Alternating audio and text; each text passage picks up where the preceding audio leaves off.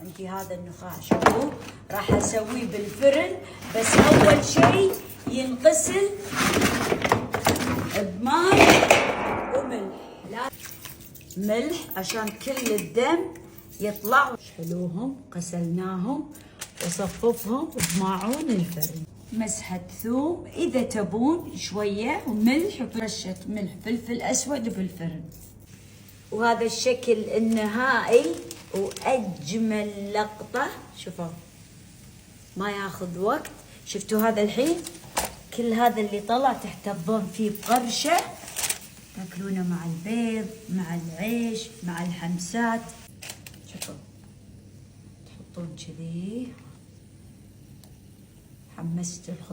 حمصت الخبزة. شوفوا